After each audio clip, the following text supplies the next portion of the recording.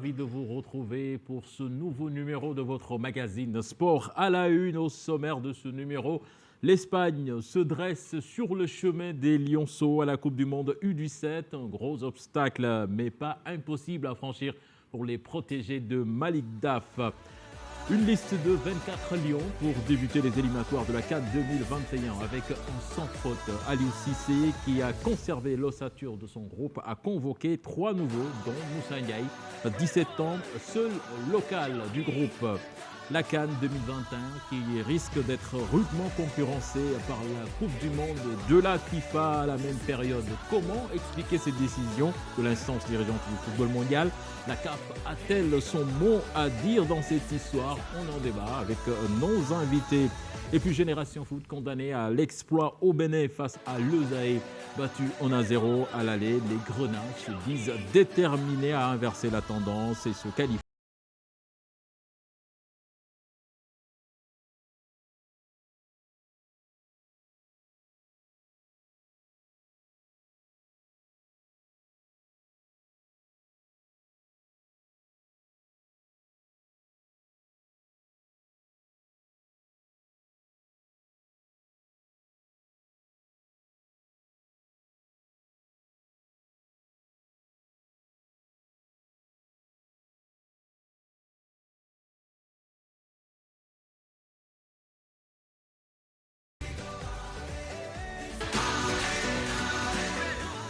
Nos invités ce soir, Hubert Mbengue, directeur de publication du quotidien Record. Hubert, bonsoir. Bonsoir, cher. Monsieur Jacques Bassène, directeur technique national du rugby, qui est là avec nous. Monsieur Bassène, bonsoir. Bonsoir, cher.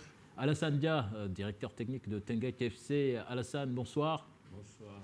Et puis Abdoulaye Thiam, le président des journalistes de la NPS, qui est là avec nous également. Abdoulaye, bonsoir. Bonsoir. Voilà, du rugby pour démarrer ce magazine avec les équipes nationales du Sénégal qui se préparent pour les prochaines échéances, aussi bien au niveau du rugby à 7 que du rugby à 15. Le monde du rugby qui compte 15 000 licenciés réclame plus d'appui, notamment des infrastructures. Là-dessus, je vous propose de suivre ce reportage signé à Mamadou Ndiaye et Khadim Sissi. Derrière un discours optimiste,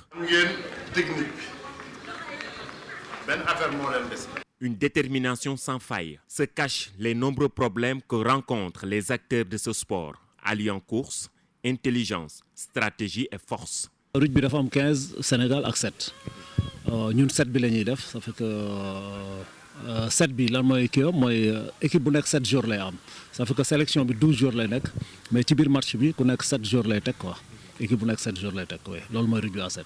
Jeux olympiques la ñu ngi koy préparé si anam yu normal vous voyez sax gars yaa ngi nii di entraîner boobu ba léegi pour am résultats yu baax. Objectif bi c'est de rester dans les 8 premières de la compétition donc Jeux olympiques la nag bon on va faire notre mieux pour décrocher la qualification. Le rugby fait évidemment partie des parents pauvres du sport sénégalais. Pourtant, ce sport compte 15 000 licenciés sur tout le territoire national. Le rugby sénégalais, il se porte plus ou moins bien, mais il aurait pu se porter mieux si au départ on n'était pas confronté à un problème d'infrastructure, puisque nous n'avons pas de terrain pour nous entraîner. La Fédération sénégalaise de rugby est en train de mettre une politique en place. Nous avons actuellement 15 000 licenciés. Je dis bien 15 000 licenciés. Ce qui constitue quand même, peut-être après le football, l'une des fédérations qui a le plus de pratiquants, aussi bien au niveau de la petite catégorie que de la catégorie intermédiaire, à savoir donc les jeunes. Et après maintenant, nous avons les clubs et les écoles de rugby. En pleine préparation des championnats d'Afrique prévus le mois prochain en Afrique du Sud, le staff des Lions est confiant pour atteindre l'objectif, qui est la qualification au JO 2020. La préparation a commencé depuis 2 mois maintenant. Depuis 2 mois ñu ngi préparé def nañ benn stage bu 4 jours ak benn coach bu fi ñëwoon Dermoni ça fait que maag moom ñooy coacher équipe bi mais moom depuis moo ngi France juste man maay préparé équipe bi après suñu demee ñun ñaar ñooy coacher équipe bi quoi. def nañ stage bu 4 jours à part 4 jours yooyu moom la fi nekk après mu dem ñun ñu continuer travail bi quoi. Une discipline à la recherche d'un nouveau souffle. Les techniciens veulent plus de moyens pour relever le défi et faire mieux qu'une 6e place en Afrique. Plan mondial, nous sommes dans le milieu du tableau Et si en tout cas des dispositions avaient été prises, aujourd'hui on aurait joué de grands rôles dans... Voilà, merci à vous, Mamadou Ndiaye et Khadim Cissé. Le rugby qui vient d'ailleurs de livrer son champion du monde tout récemment. Il s'agit de l'Afrique du Sud. Vous y étiez au Japon? Oui, j'étais au Japon, j'ai suivi les matchs et c'est avec fierté que nous avons assisté au Sacre de l'Afrique du Sud, qui est d'abord un pays africain, faut le saluer. Et cette victoire, au-delà de l'aspect sportif, c'est aussi une victoire très symbolique au moment où l'Afrique du Sud est en proie à des difficultés, surtout au niveau social. Donc c'est un champion qui a vraiment marqué de son empreinte cette Coupe du Monde. Alors la question a été posée dans le reportage et je vous la repose. Comment se porte le rugby sénégalais? Je pense que le colonel Fofana a bien répondu. Le rugby se porte plus ou moins bien du point de vue de l'amour, de la passion et de l'investissement que les membres de la Fédé, des joueurs, des éducateurs un peu partout au Sénégal investissent. Le rugby se porte bien. Maintenant, du point de vue du soutien étatique, le rugby se porte mal. Le rugby se porte mal, j'ai l'habitude de le dire. Nous allons entamer notre 3e saison et pendant ces 3 saisons, nous n'avons reçu aucune subvention de l'État du Sénégal. Alors que nous faisons le championnat, nous préparons les équipes nationales, nous voyageons avec les équipes nationales, même les billets, c'est à notre charge. Donc de ce point de vue, on est très en difficulté. Justement, on parle de 15 000 licenciés et quelque part quand même, ça contraste du fait que ce sport soit si mal soutenu quand même.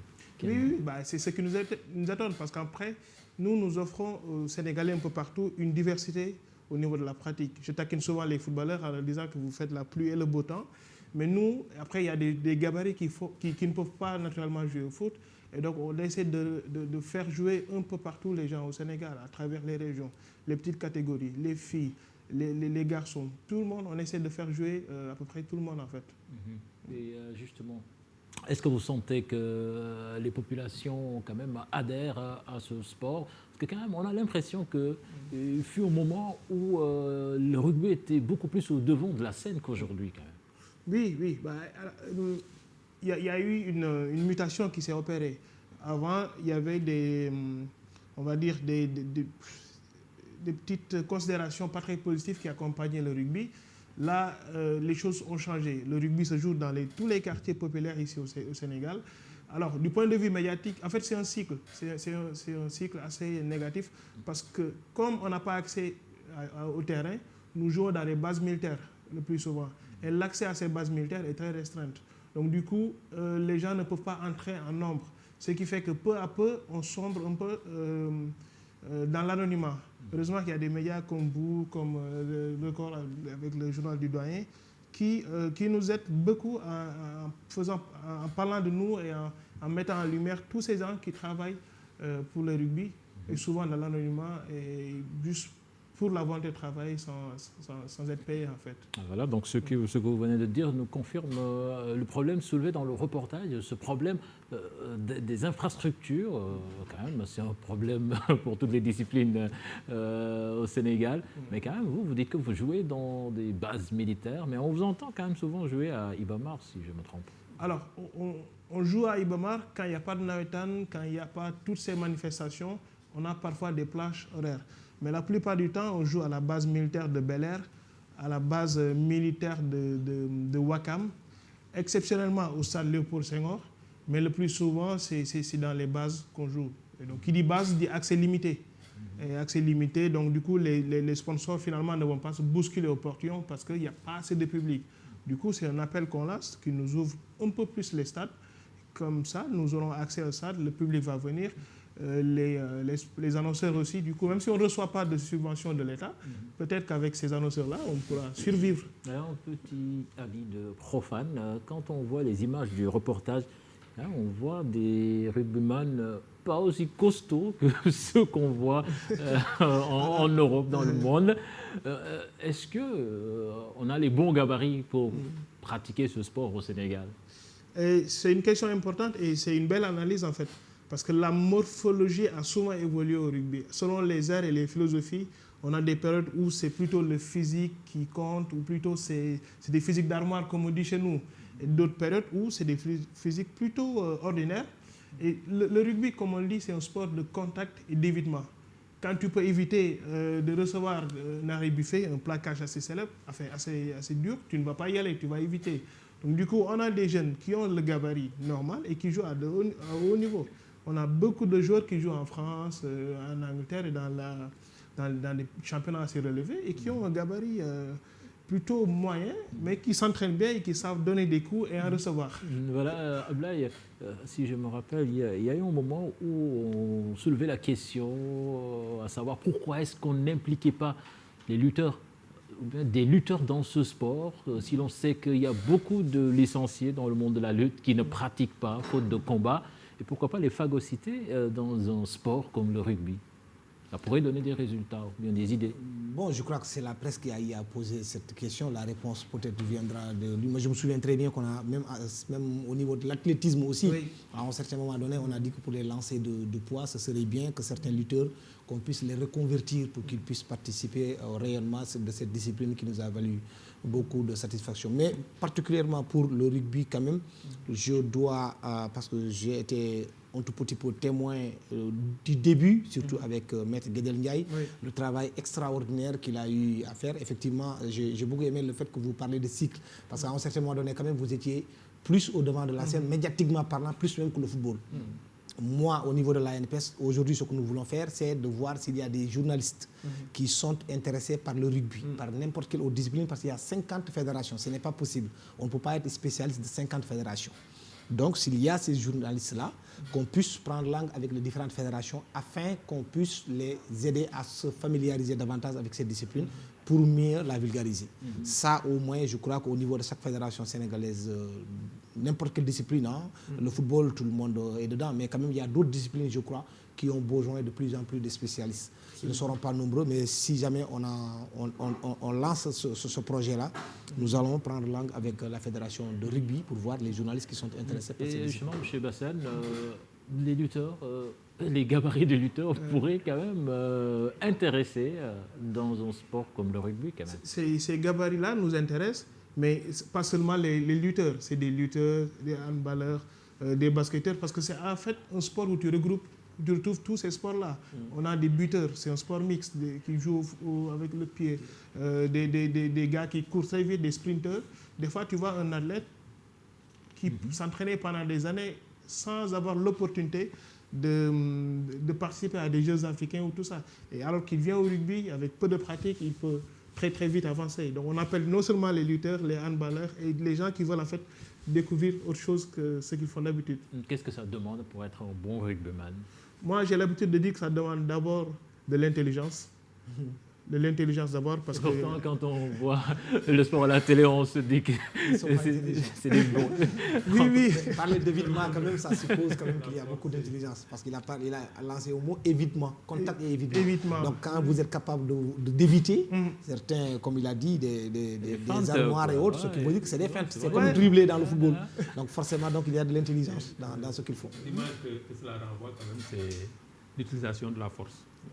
C'est-à-dire que quand on n'est pas dans certains gabarits, dans l'imagerie populaire, on ne peut pas pratiquer le rugby. C'est pourquoi, à un certain moment, d'ailleurs, on a lancé l'idée selon laquelle les lutteurs qui ne pratiquaient pas en pleine saison, qu'ils puissent aller faire du rugby. Je crois que certains même étaient partis, comme Bismidoy. Voilà, donc il a intégré une équipe. Bon, je ne sais pas s'il y avait eu un franc succès. Il a joué pendant très longtemps à un bon niveau.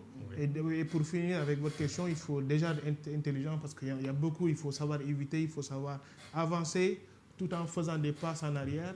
Il faut avoir les cannes, il faut être rapide en fait. Il faut aussi avoir de la force, de l'endurance et de la résistance. En fait, il faut être un athlète complet et accompli pour jouer au rugby. Voilà. Avant de finir, l'actualité, c'est l'équipe nationale du Sénégal qui prépare un match pour les éliminatoires de la Coupe du Monde. Ce sera à Dakar? Ce sera à Dakar, ce sera le 30 novembre au stade Léopold Senghor, mais avant, demain, on va en Afrique du Sud pour le rugby à 7. Pour le rugby à 7, et c'est des jeux qui sont qualificatifs pour les prochains Jeux Olympiques. Et le 30 novembre, bien sûr, on recevra l'île Maurice à Dakar, au stade Léopold Senghor. Et c'est l'occasion aussi d'appeler tous les annonceurs et tous ceux qui veulent aider le rugby, le sport sénégalais, à venir nous donner un coup de main et donner un coup de main à la jeunesse sénégalaise. Et ce match-là, comment ça se prépare? Est-ce que c'est un groupe exclusivement local ou bien il sera renforcé par des expatriés que vous avez cités tout à l'heure? Alors, le gros du groupe viendra de France parce qu'on a beaucoup de joueurs qui évoluent en Pro D2, en Fédéral 1, en Fédéral 2. Et le noyau dur viendra de France. Ici aussi, on va compléter le groupe pour avoir un groupe plutôt homogène, pour aussi récompenser la formation locale. Donc là, on va entrer dans une période de préparation. Le 24, 25 et 26, nous ferons un regroupement ici pour les locaux. Et le 27, ceux qui sont en Europe viendront. Et puis, on formera à partir de ce moment-là un grand groupe pour jouer contre l'île Maurice le 30 novembre. Et quelle est la tendance entre le Sénégal et l'île Maurice? C'est des équipes qui se valent? Il y a un favori? Alors, au rugby, on ne sait jamais. Hein, mais à mon avis, et aussi c'est le cœur qui parle. Je pense que le Sénégal est devant et que si tout va bien, on devra naturellement... Au classement africain, on est devant. Je pense que c'est au classement africain, on est devant. Exactement, on est devant. Donc après ça, on ira en Algérie si on gagne, bien sûr, et avant d'aller en Ouganda. Et pour continuer notre parcours, espérer aussi se qualifier pour la prochaine Coupe du Monde en France. Vous y croyez vraiment? Hein? Ah, mais on y croit fermement, on travaille pour et on espère qu'on nous aidera pour. et vous avez également un regard sur les prochains Jeux Olympiques avec le rugby à 7. Et là également, le Sénégal a des ambitions. Voilà, là on part, donc, comme je le disais tout à l'heure, en Afrique du Sud demain. Et on va compétir avec des nations qui sont plutôt devant nous et qui participent à des compétitions, des tournées au niveau mondial. Notamment, j'ai cité l'Afrique du Sud, le Kenya, l'Ouganda, la Namibie, voilà, qui sont des ogres au niveau africain pour le rugby. Mais comme on dit, le Sénégalais, voilà, on va aller avec notre jom, notre fouleur, pour espérer représenter dignement le Sénégal. Voilà, merci M. Jacques Bassène. Et on espère que le Sénégal va brillamment passer ces obstacles pour se qualifier à la Coupe du Monde et aux Jeux Olympiques. Voilà, je vous remercie aussi et je vais profiter de cette occasion aussi pour souhaiter un joyeux anniversaire à mon frère qui fait son anniversaire aujourd'hui. J'espère que cette année qui va venir sera une très très bonne année pour lui. Voilà, merci. On va passer à la caisse. Vous demandez à la publicité de venir vers chez vous, mais nous aussi des médias, vous passez à la caisse. Joyeux anniversaire. Nous sommes demandeurs. Vous avez un groupe, on les fermera et on va travailler ensemble. D'accord. Merci.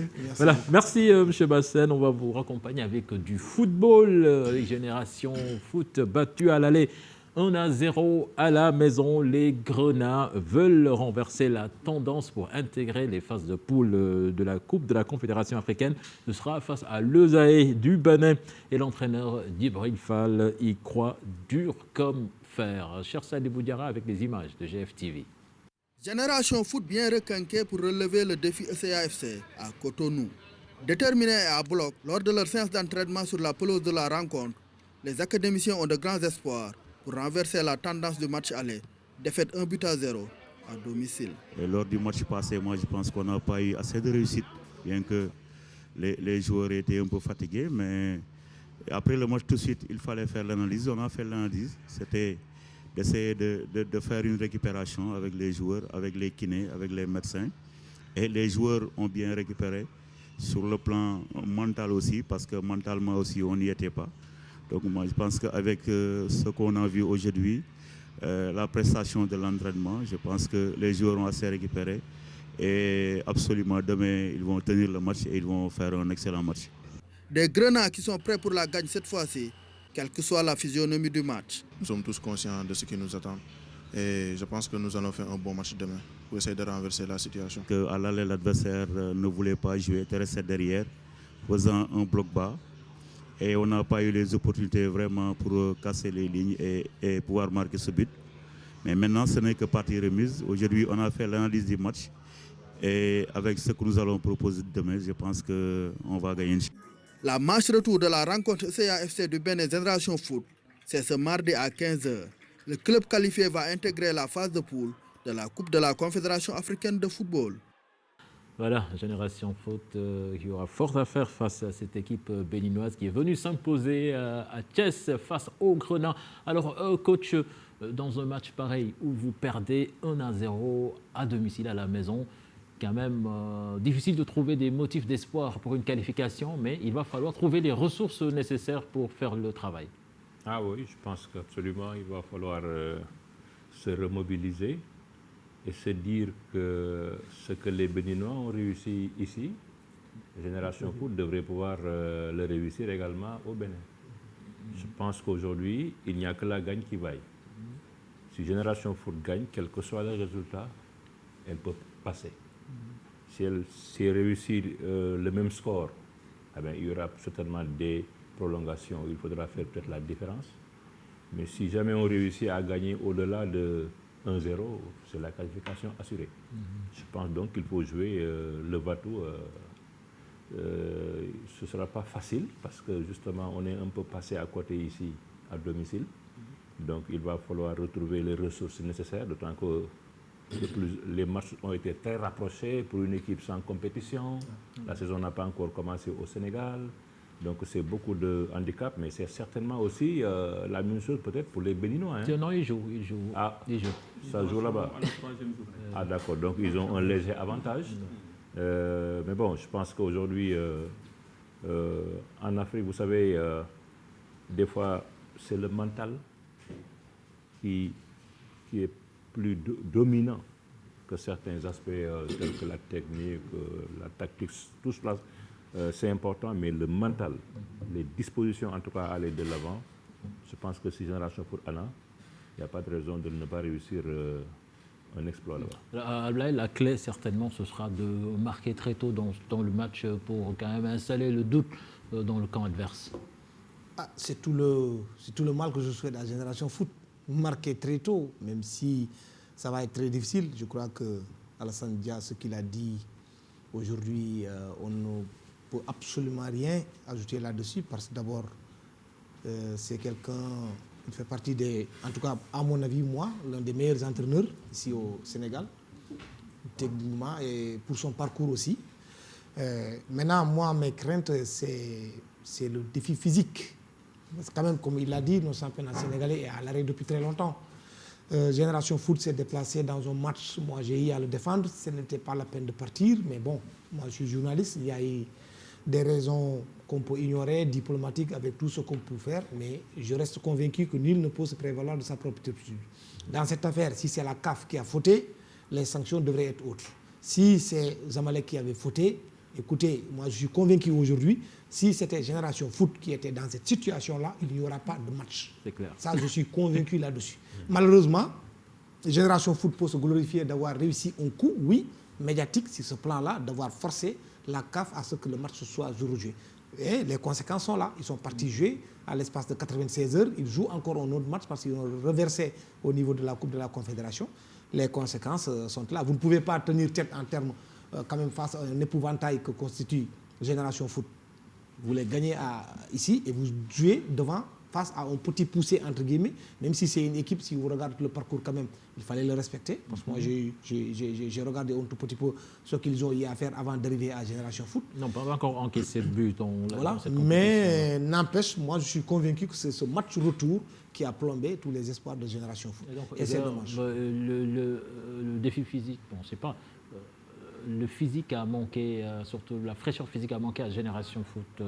Clairement, pour ce match aller, vu les déplacements entre l'Égypte et le Sénégal, ça n'a pas été facile. Oui, il y a 2 ou 3 joueurs, 4 qui étaient particulièrement fatigués. C'était les internationaux. Ils ont eu des joueurs qui étaient à Conakry avec l'équipe nationale locale, qui ont quitté Conakry pour rallier le Caire. C'était difficile.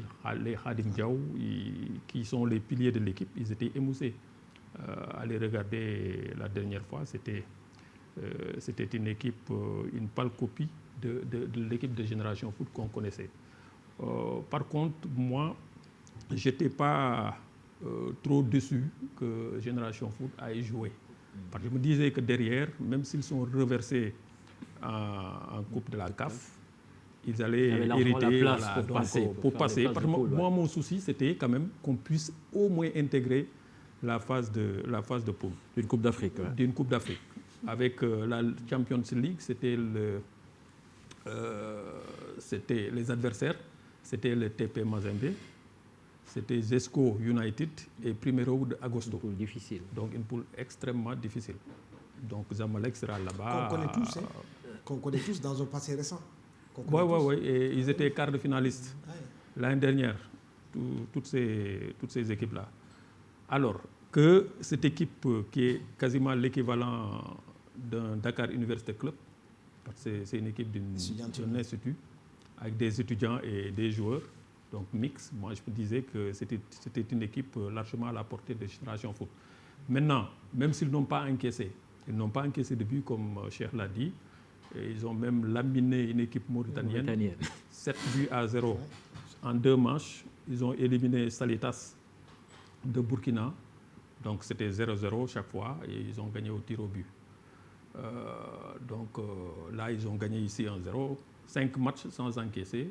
Bon, donc ce sera extrêmement difficile de leur mettre des buts, mais ce n'est pas impossible. D'autant que c'est une équipe il va falloir que cette équipe marque, parce que même aux Zamalek, Génération Foot a tenu tête aux Égyptiens. Ils ont eu des occasions, mais le réalisme pose problème, comme ce fut le cas à Thiès. Maintenant, le coach Djibi dit dans le papier de Cheikh tout à l'heure, de Cheikh Diarra, que l'équipe, les joueurs se sont reposés, ils ont bien récupéré.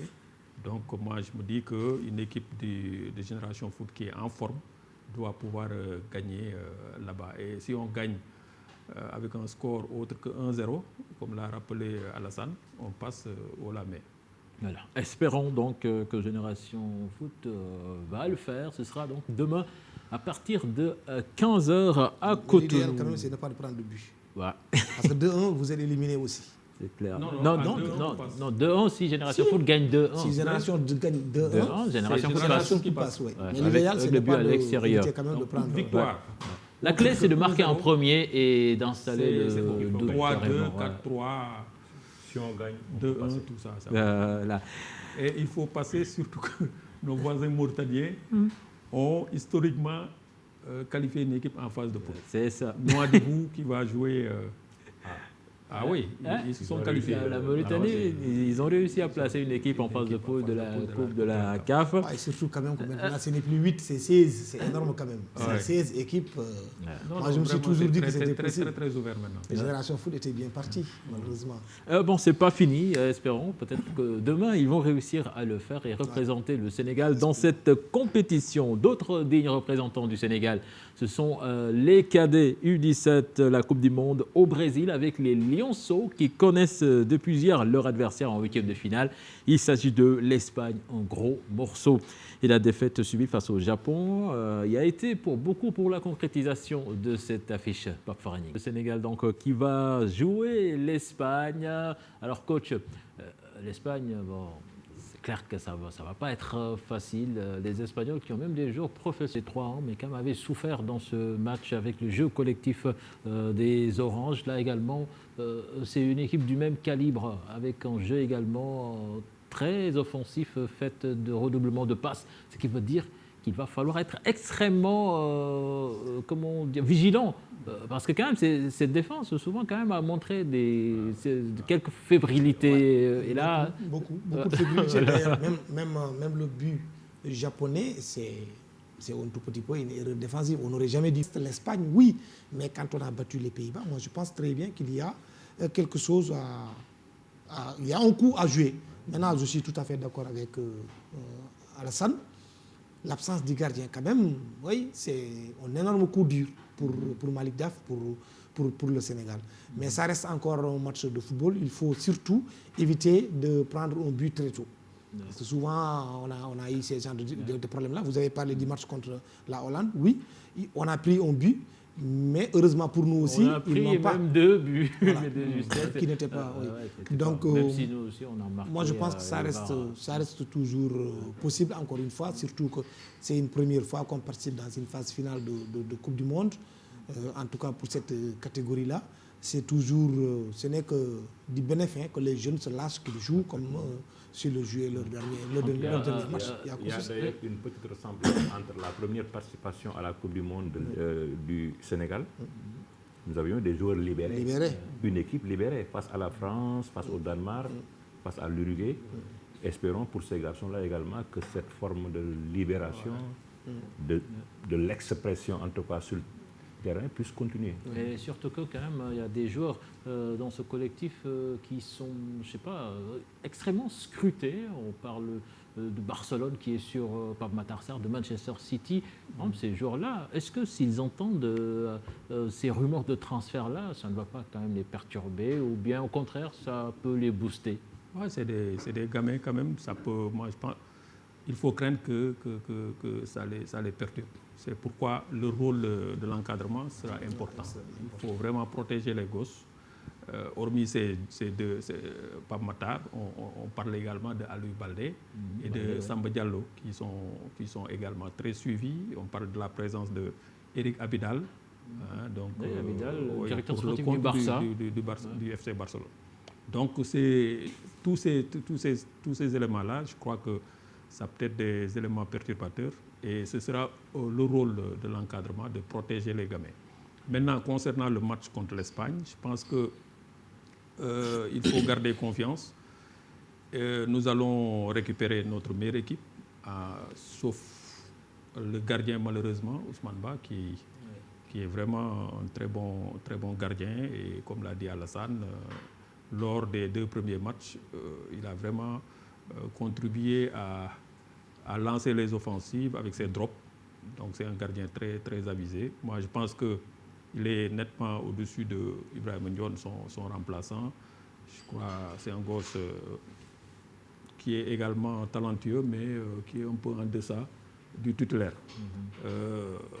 Avec le retour des Pape Matar Sarr et autres, je pense qu'on pourra présenter une équipe beaucoup plus costaude et ne pas jouer contre l'Espagne, le non, parce que quand même, ce n'est pas l'équipe nationale A, c'est en U17, même s'ils nous ont battus lors du dernier tournoi au Japon, en tournoi en 2018, où ils avaient gagné 2-1. L'écart n'est pas très, très, très grand entre l'Espagne et le Sénégal, et je crois que le coup est jouable. Et non jeune cheval. Donc il faudrait être décomplexé et jouer crânement ses chances, sachant que le Sénégal n'a rien à perdre dans cette confrontation. Nous parlons de l'équipe A avec Aliou Cissé qui a publié dans la semaine une liste de 24 joueurs pour les 2 premières journées de la Coupe d'Afrique des Nations 2021. L'ossature, comme d'habitude, est là. Le fait marquant, c'est la convocation de Moussa Ndiaye, 17 ans, mais aussi de Naby Sarr et Mam Baba Thiam, attaquant qui évolue à Kassim Passa. Mamadou Ndiaye et Pape Sangone Mbaye étaient présents à la conférence de presse de l'entraîneur. Peu de changements dans le groupe qui a joué face au Brésil. Aliou Cissé a tout de même fait appel à 3 nouvelles recrues dans la tanière. Il s'agit de Baba Thiam, de Kassim Passa en Turquie. L'attaquant sénégalais compte déjà 4 buts en 9 matchs. Naby Sarr qui évolue à Charlton en Championship en Angleterre.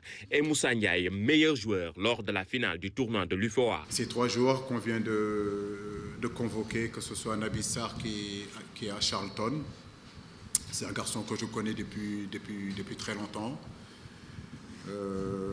Il est axe gauche, défenseur central gauche. Aujourd'hui, si Charlton se porte bien, je peux dire en grosse partie, c'est dû à ses performances aussi derrière. Moussa Ndiaye, c'est un jeune joueur aussi que je connais très bien depuis les U20, Cannes U20, Coupe du Monde U20. Aujourd'hui avec l'équipe locale, c'est un signal fort aussi que j'envoie au championnat local à ces joueurs locaux de comprendre que la porte ne leur est pas fermée aussi. Okay. Ça fait depuis 3 ans qu'on le suit. Il était à Waregem. Il a manqué de stabilité sur ces dernières années, mais depuis cette année, il est revenu en Europe, il est en Turquie, il fait de très bonnes choses. Un garçon qui a une certaine polyvalence, c'est intéressant, capable de jouer attaquant de pointe, capable de jouer aussi excentré gauche, capable de jouer excentré droit. Donc c'était important de le convoquer, de voir parmi tant d'autres joueurs qu'est-ce qu'il va donner aux entraînements et quel est son état d'esprit dans le groupe. Une première journée des éliminatoires qui sera très serrée pour les Lions. Le Sénégal reçoit le Congo et va effectuer le déplacement pour Eswatini juste après. Aliou Cissé déplore la programmation. Je tenais quand même à dire que nous ne sommes pas d'accord avec cette date du match, du du 13. Maintenant, la CAF nous oblige à jouer le 13, on s'y plie. Mais je voudrais le dire ici, cette date du 13 ne nous arrange pas. Quand on a une fenêtre de date FIFA du 10 au 19, je ne vois pas pourquoi on devrait jouer le 13, d'autant plus qu'il y a d'autres nations qui jouent le 14. La programmation qu'on avait prévue, c'était de pouvoir jouer le vendredi 15, voyager le 16 et pouvoir jouer le 19 contre Eswatini. Le regroupement des Lions est prévu le 10 novembre prochain. Le match contre le Congo est prévu le 13 novembre à Thiès. Voilà, Aliou Cissé donc qui a livré sa liste. Alors, coach, l'ossature est là, toujours présente, mais on note l'arrivée de 3 nouveaux, et surtout un jeune de 17 ans, Moussa Ndiaye. Certainement, vous l'avez connu avec les sélections jeunes, et oui. Vous pensez que cette sélection vient à son heure ou bien c'est prématuré? Écoutez, moi je pense que longtemps durant, on s'est posé la question de savoir pourquoi les locaux ne peuvent pas intégrer cette équipe nationale, ne serait-ce que comme 23e joueur, peut-être, comme 24e. La possibilité en tout cas d'apprendre déjà à être à côté du haut niveau. Il faut donc se féliciter de voir Moussa Ndiaye déjà l'intégrer. Ce garçon-là a de la qualité, il faut le dire. On touche du bois pour lui. En tout cas, on lui prédit un avenir si tout va bien. Et il le prouve également tout le temps sur le terrain. Aujourd'hui, je pense que c'est une récompense, même si on peut penser peut-être que justement on l'appelle pour qu'il commence à s'imprégner. À le préparer. On souhaite que cela ne s'arrête pas à Moussa Ndiaye, que cela puisse avoir encore, cela puisse être un début pour les autres joueurs locaux. Parce que quand même, si aujourd'hui notre championnat connaît en tout cas un exode massif de joueurs, mais il en reste encore quelques-uns qui ont des atouts à faire valoir et qui peuvent, à force en tout cas de côtoyer les grands. Et surtout que cet exode-là, quelque part, est dû au fait que ces joueurs se disent qu'en restant ici, ils ne seront jamais convoqués. C'est devenu pratiquement, voilà, disons, une devise, si on peut le dire. Vous restez ici, vous ne jouez pas en équipe nationale, donc partez. N'importe où, mais partez. Alors, donc si aujourd'hui Aliou Cissé nous convoque Moussa Ndiaye, on espère que d'autres vont suivre. Et je pense qu'il y a de la possibilité à côté de l'ossature de pouvoir donner la chance aux meilleurs qui sont dans le championnat local. Voilà. Vous avez ce même sentiment, parce qu'on a vu quand même dans le groupe des noms comme Naby Sarr qui a été convoqué. C'est un joueur qu'on a connu jeune quand il évoluait en France à Lyon. Mais là, il joue en championship, on ne sait pas vraiment où il en est. L'autre, c'est Thiam, qui est en Turquie, qui évolue en Belgique à Zulturinghem, certes qui marque beaucoup de buts, mais bon, comme le dit Alassane, c'est vrai que quand même, quelque part, on oublie un tout petit peu des joueurs également qui font des résultats dans le championnat ou dans les sélections jeunes. Bon, moi, je ne vois pas les choses comme ça. Je préfère plutôt constater que Aliou Cissé est dans une certaine continuité. Il a donc aujourd'hui l'ossature de l'équipe nationale. Je ne parle même pas les 23, mais quand même à chaque fois, on peut, sans risque de nous tromper, donner jusqu'à environ 20 joueurs. Il reste 3 et à chaque fois, il essaie de nous montrer que non, la porte n'est pas totalement fermée. Il y a une possibilité toujours de prendre un et de laisser un autre. C'est bien qu'il ait appelé Moussa, c'est bien qu'il ait appelé Nabil, même si on peut s'interroger aussi sur un certain discours. C'est pourquoi moi, je me suis toujours gardé. Je n'aime pas souvent entendre un entraîneur dire, si par exemple vous êtes dans tel championnat, je ne vous convoque pas. Championnat de Chine, par exemple. Si vous partez en Chine, c'est fini. Au Qatar. Si vous partez dans un autre truc, ça, parce que si je fais le pour et le contre, je ne suis pas sûr aujourd'hui que vous évoluez en première division en Chine. Vous êtes en termes de compétitivité, en termes de difficulté de championnat, comparé en deuxième division anglaise. Ça me pose un certain gré, cette équipe nationale. Naby Sarr, Naby Sarr, justement, est-ce qu'on peut parler de dépit amoureux? Parce que le garçon sait que son papa a été international sénégalais, a été entraîneur national sénégalais. Mais au début, il avait choisi de jouer pour la France. Absolument. Et à un moment donné, il s'est perdu en cours de route. Et là, on le retrouve en équipe nationale du Sénégal. Oui, bon, si on ressasse le passé, mais on a ce sentiment-là. Aussi, il ça a joué compte, hein? en catégorie jeune de France et il a attendu. Il est vrai que les entraîneurs, sélectionneurs nationaux à l'époque ont tenté de le faire venir. Et il a traîné les pieds. Maintenant, sa carrière n'a pas eu peut-être la pente qu'il espérait. Rappelons qu'il est de la génération Umtiti, Pogba, ils étaient dans la même équipe de France. Il va bientôt avoir 27 ans, donc il n'est pas tout jeune. Et donc il est bon d'être international. Il n'a plus aucune chance en France. Peut-être qu'il se rabat sur le Sénégal. Ce n'est pas une première. Un fils d'ancien international qui choisit de jouer pour la France. On a eu le cas de Ba, Ibrahim Ba, le fils d'Eusebio. Ouais, mais même si, là, on dit que le tout premier choix était sénégalais. Oui, bon, on le dit. On le dit la même chose pour le fils de Souleymane. Mais moi, je n'en suis pas convaincu. Il a attendu. Ce qui est manifeste avec Naby Sarr, c'est qu'il a attendu la France. Mais coach, est-ce que c'est un bon signal? Bon, écoutez, moi, j'ai toujours pensé que il y a une réalité de la compétition en Afrique qui est différente de celle en Europe. En Afrique, des fois les voyages sont difficiles, les conditions dans lesquelles on joue, c'est des conditions presque à l'extrême, différentes en tout cas des conditions, voilà, quand on joue au Luxembourg, aux Pays-Bas, en Allemagne, et ça, c'est des réalités qu'il faut connaître, qu'il faut avoir vécu.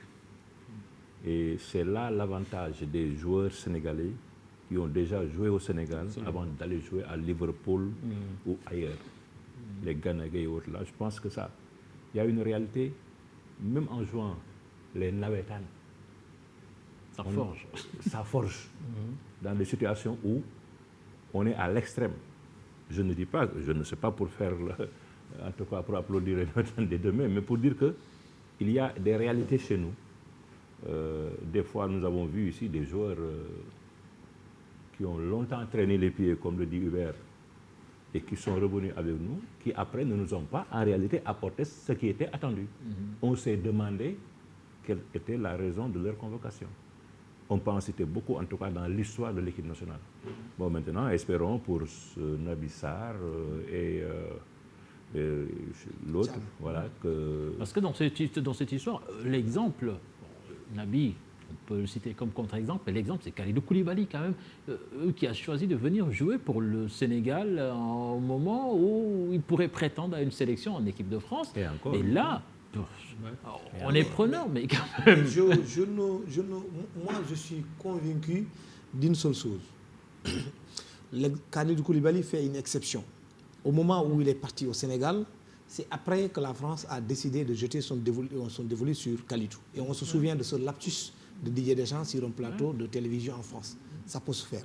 Mais généralement, et pour la plupart des cas, à chaque fois qu'un joueur de couleur ou africain, même s'il est maghrébin, a une opportunité de jouer pour la France, il ne viendra pas pour son pays d'origine. Ça, c'est clair. C'est-à-dire que ça aussi, il ne faudrait pas qu'on en fasse un certain nombre. C'est le cas de Demba Baïnia plutôt. À un certain moment donné, il a essayé, il a tout fait, même s'il y a eu cette parenthèse où on devait le prendre. Après, on s'est fourvoyé avec cette photo de Victor Badiane qu'on a confondu. Après, il est reparti. Mais tout le monde sait à un certain moment donné, comme il a fait des déclarations. Ça, on peut toujours continuer de donner des exemples pareils.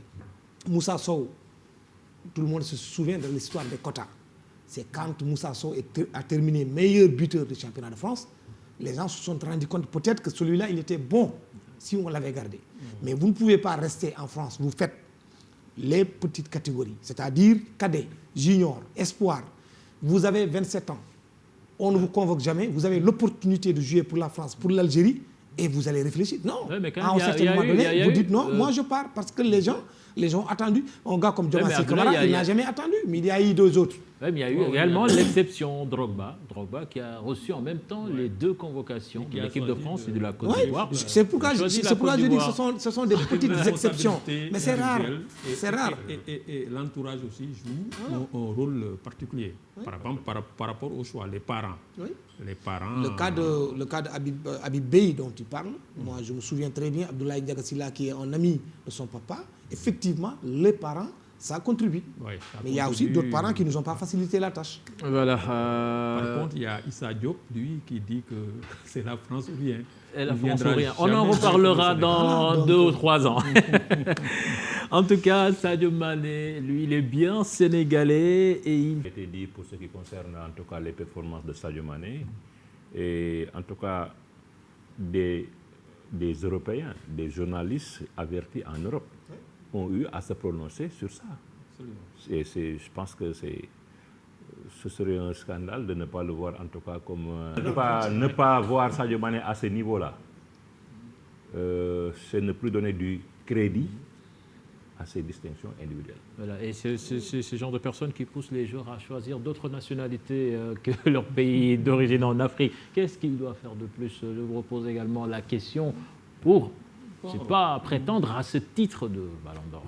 Moi, je pense qu'actuellement, Sadio a fait l'essentiel. Il ne reste plus que 30 jours avant les votes. Parce que quand même, il n'y a pas un joueur actuellement plus décisif que Sadio en Europe. Voilà. Donc, est-ce que c'est même pas déjà fini? Bon, qu'est-ce qu'il peut faire de plus? Ce qui est réconfortant dans cette affaire-là, c'est que Sadio Mané est au moins Ballon d'Or, qu'il soit encore là dans ce tableau. Maintenant, c'est des gens qui sont dans la pratique, il faut l'accepter, sans chauvinisme, ils sont au-dessus de Sadio. Donc, ils sont plus talentueux et autres. Oui, ils ont un parcours, etc. Maintenant, sur une année, Sadio doit pouvoir les battre. Et cette année-ci, je crois qu'il a été meilleur au plan des résultats, au plan du comportement. Et son match contre Aston Villa, au-delà du talent, a montré une facette de Sadio et de son équipe. C'est l'abnégation, le courage, etc. etc. Moi, je pense lors même de la remontada de Liverpool, c'était la seule star de Liverpool qui était présent et je pense que c'est le joueur dont Liverpool avait besoin ce jour-là. Il ne faut pas oublier la façon dont il a éliminé le Bayern de Munich. Voilà. Mais ce match-là, quand même, attendez, moi je ne vois pas. Si c'était... Mais c'est ça aussi le drame. Ouais. Parce que même dans les votes, moi j'aime pas souvent qu'on nous dise oui, que les Africains votent pour les Africains, mais je trouve quand même aberrant que quand vous regardez le vote qui a été publié, tous les pays de la sous-région, personne ne vote Sadio Mané. Et qu'on nous prenne... C'est extraordinaire. C'est-à-dire que j'ai comme l'impression que les gens... Je ne vote pas Sadio Mané parce qu'il est sénégalais. Il faut mettre Messi. Il faut mettre, pour que son vote ait de la valeur, voilà. il faut mettre Messi, il faut mettre Ronaldo. Et maintenant, Sadio, même notre vote la dernière fois, notre voix n'a pas porté sur Sadio Mané. Voilà, au moment où Sadio Mané brille, et pas seulement la sous-région. Non, l'année dernière, oui, mais quand même, moi je pense qu'on aurait dû, parce que c'est le constat. Aujourd'hui, c'est la même chose qui s'est passé avec Didier Deschamps. Didier Deschamps qui choisit en premier Mbappé. Oui, cette année, quand même, Mbappé, qu'est-ce qu'il fait là-bas? Parce que c'est Didier Deschamps, il choisit Mbappé. Donc moi, je suis entraîneur, mais je choisis Sadio Mané. C'est aussi simple que ça. Donc il n'y a aucune... ça devient de la subjectivité. Il n'y a aucune... Parce que moi, dans cette affaire, moi, au-delà de l'explosivité, c'est à ce niveau seulement que Messi bat Sadio Mané cette saison. Mais les résultats, vous gagnez la Ligue des Champions. Quand un sélectionneur national a un joueur qui est de dimension mondiale, mais quand il vote, il porte son choix sur lui. C'est naturel. Quand un journaliste est choisi parmi tant d'autres pour être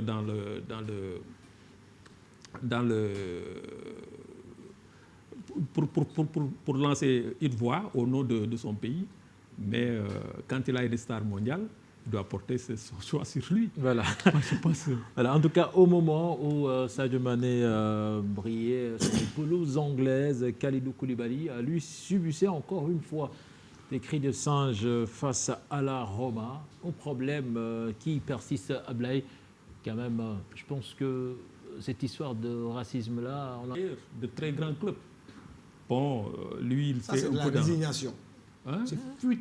il n'a pas à quitter le championnat parce que tout simplement. On a vu hier,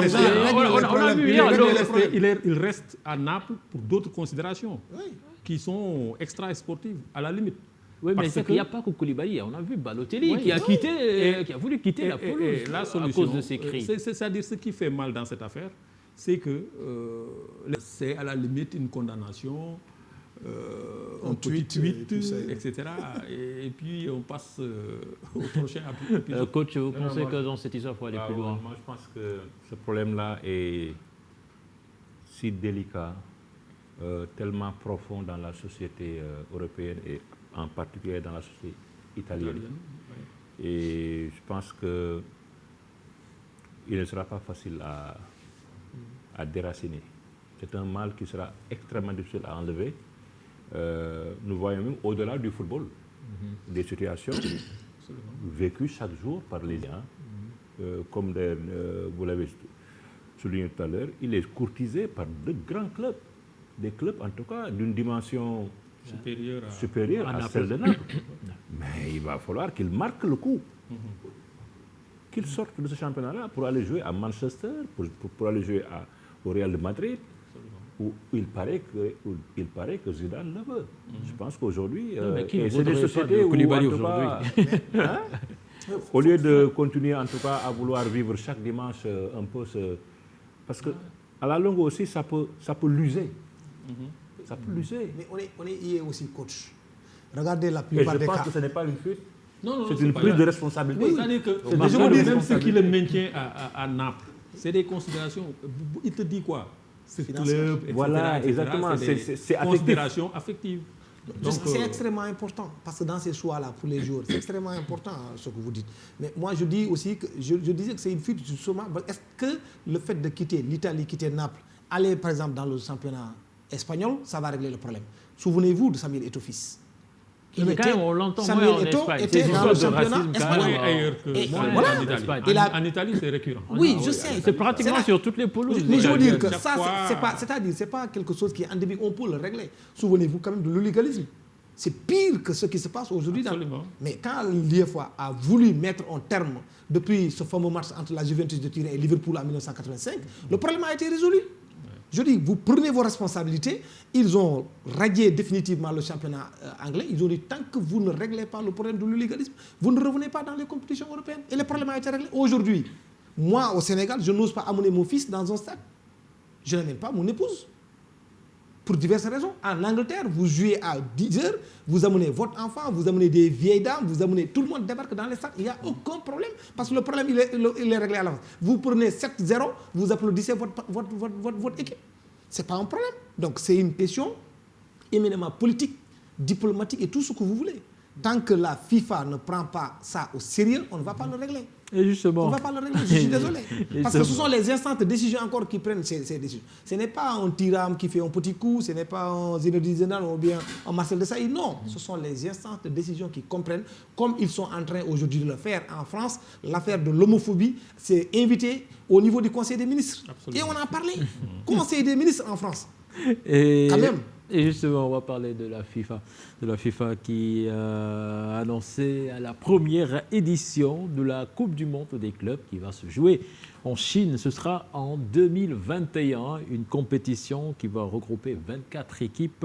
Et le problème est que cette compétition pourrait se jouer au même moment que la Coupe d'Afrique des Nations. Et certains parlent déjà d'une mort programmée de la Coupe d'Afrique des Nations. Un sujet signé Mamadou Ndiaye et Pape Sangoné Mbaye. Désormais, la Coupe du monde des clubs se jouera tous les 4 ans. Un télescopage en vue avec la CAN et non sans désagrément pour la plus prestigieuse des compétitions africaines. C'est l'avenir de la CAN qui est en jeu. Et moi, je me dis toujours qu'il y a une idée derrière tout cela, c'est de ramener la CAN à 4 ans dans un avenir peut-être proche. Cette idée a été souvent agité par les clubs européens. Ça sera une mauvaise décision qui sera prise par la FIFA de jouer la Coupe du Monde des clubs au même moment qu'à la CAN, parce que n'oubliez pas que beaucoup de joueurs qui disputent la Coupe d'Afrique des Nations, c'est des joueurs qui évoluent dans les championnats européens. Aujourd'hui, c'est vrai que tous les clubs ne sont pas qualifiés pour disputer la Coupe du Monde des clubs, mais des joueurs, les vedettes africaines, sont souvent dans les grands clubs qui disputent ces compétitions-là. Aujourd'hui, Si la FIFA décide de maintenir cette compétition-là, c'est sûr que la CAN perdra de sa saveur. Avec cette décision, la CAN risque de revenir tous les 4 ans sur les programmations de la plus grande compétition africaine, selon les spécialistes. Je suis curieux de savoir comment on va s'organiser, parce que la plupart de nos joueurs y seront. Apparemment, c'est programmé pour le mois de juin. Est-ce qu'ils vont aller jouer cette compétition-là, après revenir jouer la CAN, tout en sachant que la CAN, ça dure un mois si on va au bout. Revenir avec leur club, ça voudra dire que le championnat est déjà commencé. C'est vrai que c'est un gros problème. Ce n'est pas possible de maintenir la CAN au même moment que la Coupe du Monde des clubs. Maintenant, la Coupe du Monde des clubs se déroule une fois tous les 4 ans. La CAN, c'est une fois tous les 2 ans. Donc, je pense que les gens vont trouver une solution. Certainement, il va falloir déplacer la CAN. Ça va revenir à son agenda ancien, c'est-à-dire au mois de janvier. En termes déjà de visibilité et en termes de libération des joueurs, ce sont des problèmes qui vont se poser. Et certainement, le comité exécutif de la CAF va se réunir pour trouver la meilleure formule quant à l'organisation de cette CAN 2021. On attend la décision de la VAR pour éclairer sur ce qui pourrait causer un coup dur pour le football africain. Voilà, merci à vous Mamadou Ndiaye. Alors Abdoulaye, depuis qu'Ahmad et Infantino sont là, quand même, on va sur réforme, et là, quand même, on nous balance une Coupe du Monde des clubs à 24 en été, au même moment que la Coupe d'Afrique des Nations. Comment est-ce qu'on peut, je ne sais pas, qu'est-ce que cela peut sous-entendre, cette décision? Écoutez, vous allez m'excuser de mettre au mot Wolof. Je crois que ce sont les Wolof qui disent c'est ça. Ouais. C'est aussi simple que ça. Dans cette affaire-là, tout le monde sait le rôle quand même que Infantino a joué dans l'élection d'Ahmad. Tout le monde sait aussi que Infantino a été presque plébiscité par l'Afrique pour son réélection le 5 juin dernier. Tout le monde sait aussi que Infantino a de sérieux problèmes avec l'IFOA. D'ailleurs, et c'est ce qui m'a le plus étonné, il n'y a que l'Europe qui a refusé de voter pour ce projet. L'Europe. Tous les autres ont voté pour. La CAF elle-même, dont on est en train aujourd'hui de défendre pour dire qu'on risque de... Sa compétition majeure. Sa compétition, c'est-à-dire celle qui lui fait rentrer le plus d'argent. Parce que la seule compétition majeure qui fait ramener des milliards et des milliards de CFA dans les caisses de la CAF, c'est la Coupe d'Afrique. Ils ont mis la pression sur la CAF depuis très longtemps. Depuis tout le temps, Ayatou qui était là, on peut lui dire tout ce qu'on veut, c'était un dictateur, il voulait se momifier à la tête de l'institution, mais il a toujours freiné des cas de fer sur 2 points, essentiellement. Il a toujours dit non aux clubs employeurs, au lobby des clubs employeurs, qui ont toujours voulu qu'on change la période de la CAN et la périodicité. Il a toujours dit non, et pour diverses raisons. La raison fondamentale, c'est qu'on ne peut pas jouer dans certains pays africains au mois de juin, juillet. Vous allez vous en rendre compte quand nous serons au Cameroun, Inch'Allah, en 2021.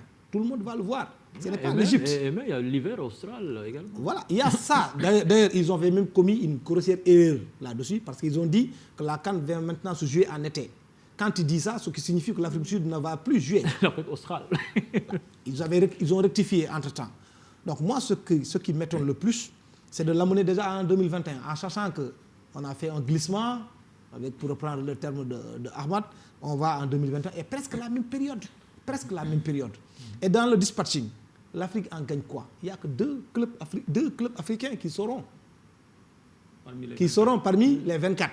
Les 12 sont européens et les Européens ne veulent pas de ça. C'est après, quand il a développé, Infantino, quand il a développé, pour leur faire comprendre qu'il y a environ 80 milliards de dollars en jeu. C'est là que des clubs comme le FC Barcelone et autres ont compris qu'en l'intervalle de 4 ans, ils peuvent se renflouer les caisses. Et ils ont accepté. Mais le problème fondamental, encore une fois, que les gens semblent occulter, mais c'est la santé des joueurs.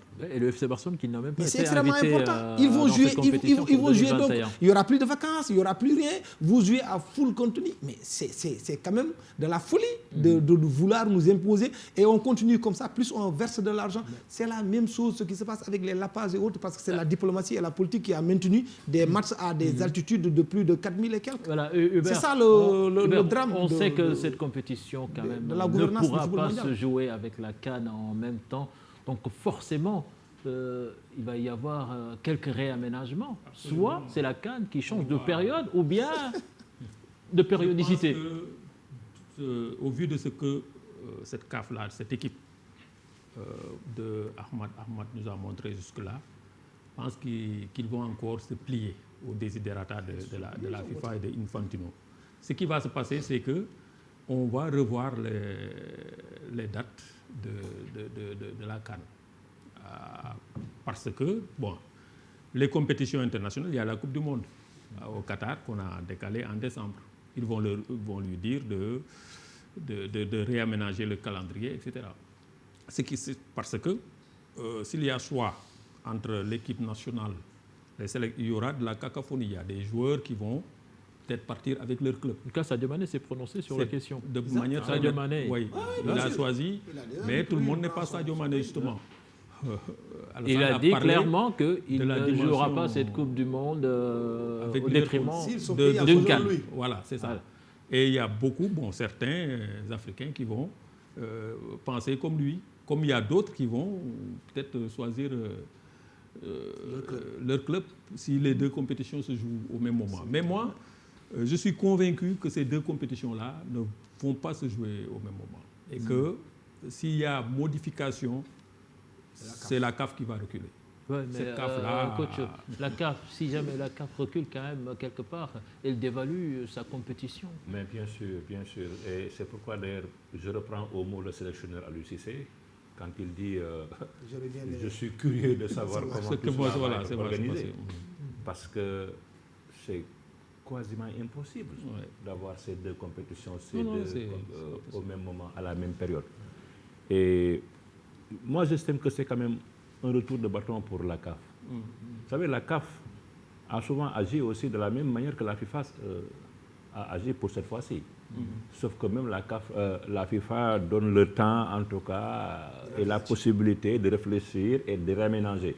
Mais quand la CAF prend également des décisions au niveau africain, mais c'est pour un effet immédiat. Rappelez-vous, la CAF de Ahmad est venue pour dire simplement la Coupe d'Afrique au Cameroun, qui était prévue pour 24 équipes, va passer à 16 équipes. Pour 16, va passer au double.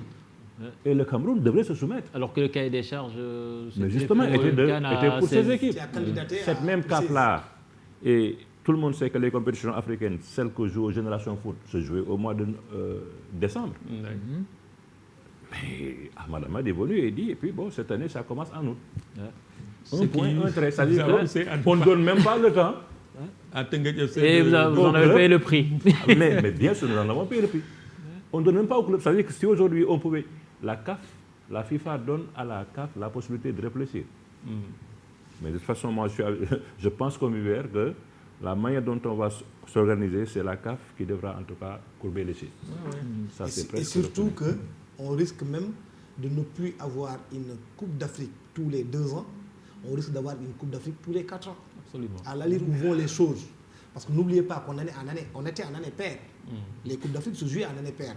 Les gens ont dit qu'à chaque fois qu'il y a une Coupe d'Afrique qui coïncide avec la Coupe du Monde, les joueurs africains arrivaient lessivés, ils ne pouvaient pas jouer au mois de juin et juillet, au mois de janvier, février, et après débarquer en été pour jouer pour leur pays.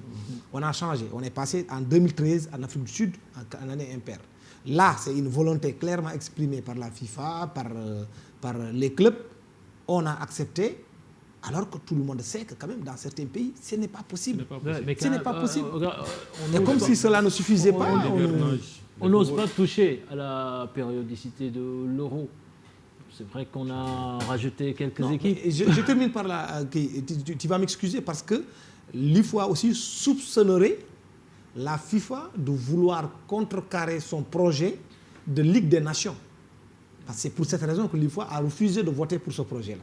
Pour eux, la FIFA ne vaut pas du projet de Ligue des Nations. Et la Ligue des Nations encore qui contribue à tuer les matchs amicaux que les Africains avaient avec les Européens. C'est pourquoi la CAF, elle devrait être beaucoup plus vigilante et signer même des accords de partenariat qui permettraient à des équipes africaines de jouer contre des équipes de la CONCACAF, de jouer contre des équipes de les associations asiatiques et autres, comme on a fait récemment avec le Brésil, comme le Nigeria a obtenu. Sinon, à chaque fois qu'il y aura une date FIFA, l'Europe va s'organiser en Ligue des Nations, jouer entre elles, et nous, on va rester le dindon de la farce. Voilà.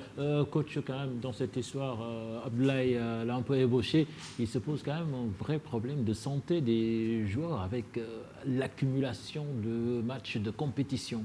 Non, mais c'est extraordinaire. Aujourd'hui, quand je regarde, par exemple, Liverpool, pour citer Liverpool, parce que c'est l'équipe à la mode chez nous au Sénégal, hier, hein, Sadio Mané a joué un match plein. Il va devoir le rejouer dimanche. Non, demain. Demain, Ligue des Champions. En Ligue des Champions. Ligue des Champions et dimanche. Avant de le rejouer encore dimanche. Donc à ce rythme-là, on se demande, la question que je me pose, c'est quand est-ce qu'il s'entraîne finalement? Parce que c'est match sur match. Et si après maintenant on doit venir, si on doit en arriver avec ces matchs de Coupe du Monde des clubs, ce sera encore peut-être 70 matchs à jouer dans l'année. Les joueurs ne s'arrêteront pas de jouer. Sadio Mané ne s'est presque pas arrêté de jouer entre 2018 et 2019. Parce que le laps de temps qui lui a été en tout cas octroyé, il en a profité peut-être, mais jusqu'à quand? Et il va de la santé des joueurs. Souvent, on voit de plus en plus de joueurs qui se blessent. Bon. Et on l'a constaté avec la Coupe d'Afrique. Il y a eu beaucoup de joueurs qui ont souffert de cette situation-là. Mais moi, fondamentalement, c'est qu'aujourd'hui aussi, il faut que les Africains, qu'on comprenne les enjeux. Qu'on comprenne les enjeux. Si c'est pour se renflouer les caisses, pour les clubs, alors, comme je te l'ai dit, quand on fait le dispersing des 24, il n'y a que 2 clubs africains. 2 clubs africains qui vont participer à cette Coupe du Monde. Imaginez un club financière, elle va aller encore vers l'Europe. Et justement, imaginez un club égyptien jouer cette compétition. L'Égypte qui est en même temps engagée à la Coupe d'Afrique des Nations. Non, mais ça nous intéresserait. Vraiment, la grossière question aujourd'hui, c'est Hubert, il a ébauché. Je crois bien que c'est quelle va être l'attitude de la CAF. On sait que nous, on a déjà fixé, c'est juin, juillet, notre Coupe d'Afrique. Eux aussi, ils sont venus, ils ont dit que c'est juin et juillet.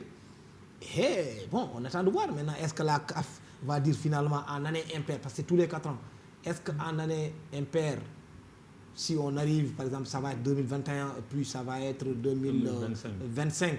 Si en 2025, donc, on nous ramène une Coupe d'Afrique en janvier, février, pour trouver une solution, peut-être que ça peut être ça, mais c'est quand même très compliqué. Et surtout, c'est surprenant venant de la part quand même d'un partenaire, entre guillemets, de la CAF. Mais c'est surtout ça, il y a énormément d'argent. L'argent. Énormément d'argent.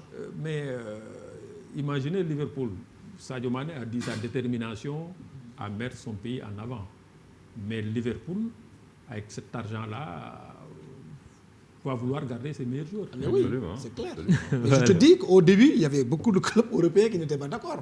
Mais quand ils ont fait le pour et le contre, une équipe comme FC Barcelone, qui se rend compte qu'à l'intervalle de 4 ans, je mets environ plus de 50 millions d'euros, de dollars dans mes comptes. Si tu dis, mais écoute, moi je vais aller jouer environ 4-5 matchs et je reviens. En plus, tu engranges plus d'argent, la masse salariale s'agrandit, c'est ça.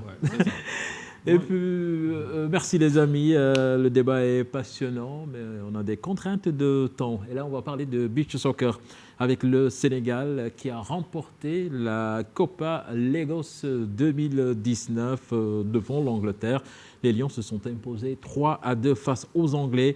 Alseni Ndiaye a remporté le prix du meilleur gardien. Lassana Diassi, la grande satisfaction côté sénégalais qui a été désigné MVP de la compétition. Reste à s'imposer maintenant au Paraguay pour la Coupe du Monde. Pourquoi pas aller chercher le Graal. s'ils poursuivent sur leur lancée quand même, je pense que c'est Ouais, possible. je crois qu'au niveau africain, quand même, cette équipe n'a plus rien à démontrer. On l'a vu, revu avec beaucoup de satisfaction. Je les félicite de passage. Maintenant, ce qu'il reste à faire, c'est de montrer qu'on est aussi capable de faire quelque chose au niveau mondial. Je crois que c'est à ce niveau-là qu'on attend aujourd'hui cette sélection sénégalaise. Mais au niveau africain, ils ont fini de montrer leur savoir-faire. Voilà, football européen à présent, avec les grands d'Europe qui n'étaient pas à la fête ce week-end, le PSG, le Barça, le Bayern. Fini l'émission, Abdoulaye, avant de vous libérer quand même, un petit mot sur le gala de l'ANPS qui se prépare. D'abord, il y a déjà eu les nominés. Oui. Merci beaucoup. De toute façon, donc, demain, on donne rendez-vous à l'ensemble de la presse sportive de notre pays pour le dépouillement qui aura lieu dans les locaux de E-Média. Nous sommes passés ce soir, les rendre visite. Donc, les résultats seront connus demain. Il y a aussi beaucoup d'innovations parce qu'on va mettre un terme à cette histoire, par exemple, de ballon d'or qui n'appartient pas à la CAF, qui pose un véritable problème. Ça appartient fondamentalement, qui est labellisé, que ça appartient à France Football. La FIFA, d'ailleurs, a créé The Best. Et nous aussi, nous voulons tropicaliser tout ça. Nous voulons mettre un terme là-dessus, faire typiquement de la sénégalité. Merci Abdoulaye, merci coach Alassane Dia, merci à vous Hubert. Et puis un clin d'œil à notre confrère du quotidien Stade, Pape Lamine Ndour, qui a perdu son papa. C'était ce vendredi et toutes nos condoléances et que le bon Dieu l'accueille dans son paradis. Vous l'avez vu même tout à l'heure dans un reportage, c'était à la veille du décès de son papa, lors de la conférence de presse de Aliou Cissé. Donc toutes nos condoléances au papa de Pape Lamine Ndour. Voilà, c'était tout pour ce lundi, pour votre magazine Sport à la Une. Rendez-vous la semaine prochaine. Merci à nos invités. Merci à l'équipe technique qui nous a aidés à la réalisation de cette émission. Au revoir.